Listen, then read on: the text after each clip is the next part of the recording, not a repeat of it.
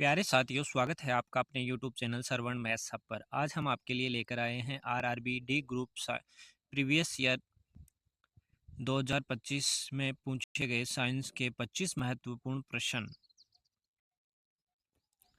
जिसमें पहला क्वेश्चन है, सक्रियता श्रेणी में नीचे वाली धातुएं जैसे सोना और चांदी सामान्यतः प्रकृति में मुक्त अवस्था में पाई जाती है, क्योंकि इसका कारण बताना है। तो इसका राइट आंसर होगा ऑप्शन बी। सोना और चांदी जो है ये अत्यधिक अनभिक्रिय होती है, तो इसका राइट आंसर हो जाएगा ऑप्शन बी, ये अत्यधिक अनभिक्रिय होती है। नेक्स्ट क्वेश्चन है क्वेश्चन नंबर 2, प्रतिरोधों के श्रेणी क्रम से पूछा गया क्वेश्चन है ये। 2 ओम, 3 ओम और 5 ओम के 3 प्रतिरोध श्रेणी क्रम में जुड़े हुए हैं, कुल प्रतिरोध कितना होगा?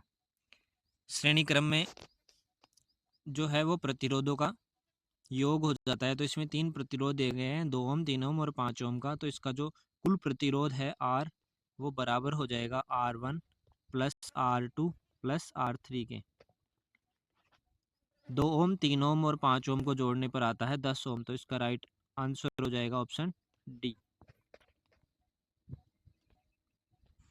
नेक्स्ट क्वेश्चन है क्वेश्चन नंबर 3, परमाणु त्रिज्या को प्राय में मापा जाता है। परमाणु त्रिज्या को प्राय नैनोमीटर में मापा जाता है, तो इसका राइट आंसर हो जाएगा ऑप्शन नंबर सी। इसके बाद नेक्स्ट क्वेश्चन है क्वेश्चन नंबर 4, उस सही कारण का चयन कीजिए जो इसकी व्याख्या करता है कि क्यों ग्लूकोज और अल्कोहल विद्युत का चालन नहीं करते हैं। 4 ऑप्शन दे रखे हैं, जिसमें इसका राइट आंसर होगा ऑप्शन बी, क्योंकि वे विलयन में आयन नहीं बनाते हैं। इसके बाद नेक्स्ट क्वेश्चन है क्वेश्चन नंबर 5, निम्नलिखित में से कौन सा कथन सही है? इसमें आपको 3 कथन दे रखे हैं, ए, बी और सी। ए ऑप्शन दे रखा है, जब किसी यौगिक में एक धातु और एक अधातु होते हैं तो धातु का नाम या प्रतीक पहले लिखा जाता है, ये बात सही है। ऑप्शन बी दे रखा है, जब किसी यौगिक में एक धातु और एक अधातु होते हैं तो अधातु का नाम या प्रतीक पहले लिखा जाता है, ये गलत है बिल्कुल। तीसरा क्वेश्चन इसमें है, आयन पर संयोजकता या आवेश संतुलित होना चाहिए, ये भी एकदम राइट है। तो इसमें 2 कथन दे रखे हैं एकदम सही, ए और सी, तो इसका ऑप्शन हो जाएगा ऑप्शन नंबर ए। केवल ए और सी सही कथन दिए गए इसमें। नेक्स्ट क्वेश्चन है प्रश्न संख्या 6, थॉमसन ने अपने परमाणु मॉडल का वर्णन करने के लिए निम्नलिखित में से किस सादृश्य का उपयोग किया था? थॉमसन ने जो है क्रिसमस पुडिंग, ऑप्शन ए सही हो जाएगा इसका, का प्रयोग किया था।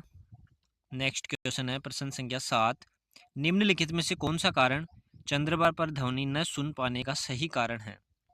चंद्रमा पर वायुमंडल नहीं होता है, तो इसके लिए इसका राइट आंसर हो जाएगा ऑप्शन ए, चंद्रमा पर कोई वायुमंडल नहीं है।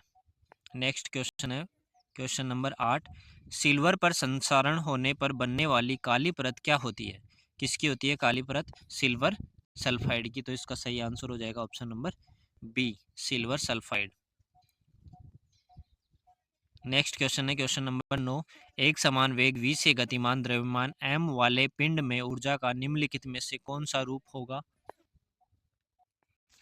पिंड जो है वो गतिमान है, इसके लिए गतिज ऊर्जा हो जाएगी, तो इसका राइट आंसर हो जाएगा ऑप्शन नंबर ए, गतिज ऊर्जा। नेक्स्ट क्वेश्चन है क्वेश्चन नंबर 10, मटर के निम्नलिखित विपर्यासी दृश्य लक्षणों में से किसका उपयोग मेंडल द्वारा नहीं किया गया था?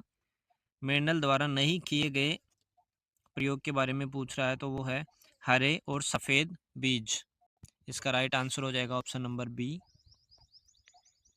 अगला प्रश्न है प्रश्न संख्या 11, निम्नलिखित में से किसका या किनका उपयोग मुर्गी पालन में किया जाता है? तो कौन सी नस्ल है?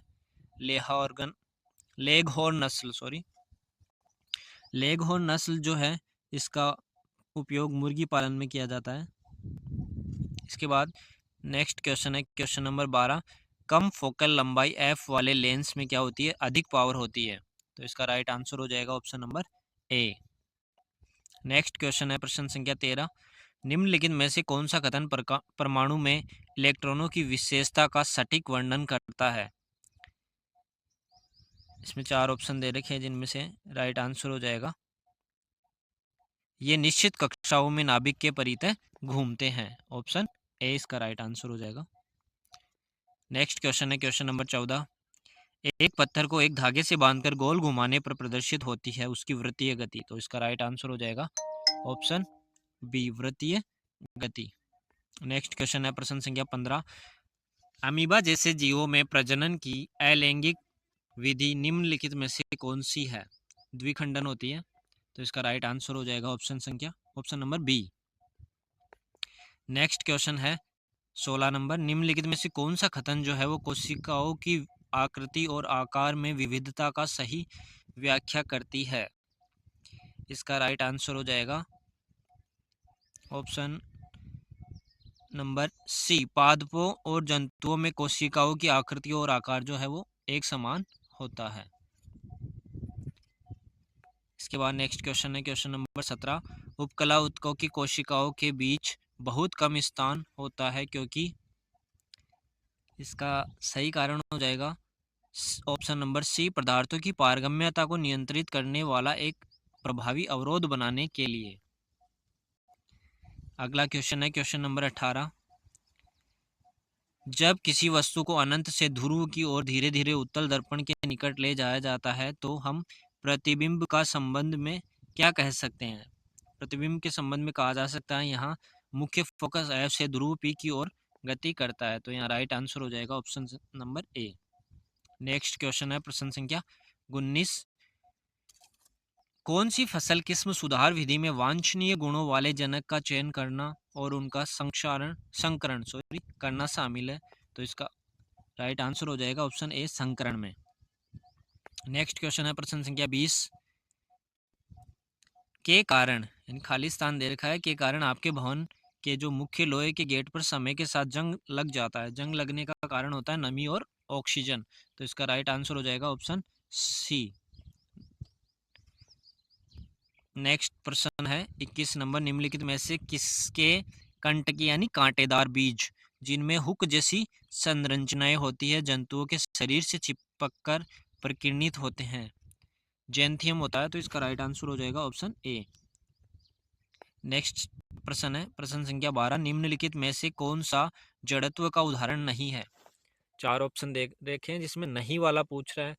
तो देखो पहला, एक किताब का खुरदरी सतह पर फिसल कर रुक जाना घर्षण है। पीटने पर कालीन से गिरती धूल, यह है जड़त्व का पहला नियम। बस के अचानक रुकने पर यात्री का आगे की ओर गिरना, यह भी जड़त्व का नियम है। गेंद का घर्षण रहित सतह पर सदैव लुढ़कते रहना, यह भी इसका जड़त्व का नियम है। तो इसमें जो नहीं है वो पूछा है तो इसका ऑप्शन ए हो जाएगा। एक किताब का खुरदरी सतह से फिसल कर रुक जाना। नेक्स्ट है प्रश्न संख्या 23।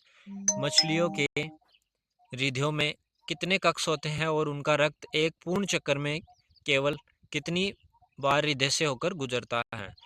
तो मछलियों के हृदय में 2 कक्ष होते हैं और केवल एक बार हृदय से होकर रक्त पूर्ण रूप से गुजरता है। तो इसका राइट आंसर हो जाएगा ऑप्शन सी।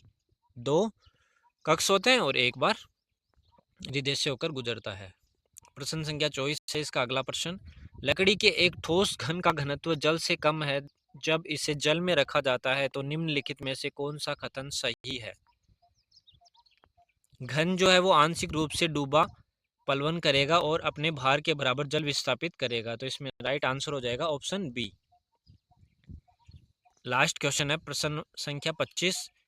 चुंबकीय क्षेत्र को सदिश राशि के रूप में मान्य बनाने वाला मूलभूत गुण यह है कि इसमें खालिस्तान दोनों होते हैं।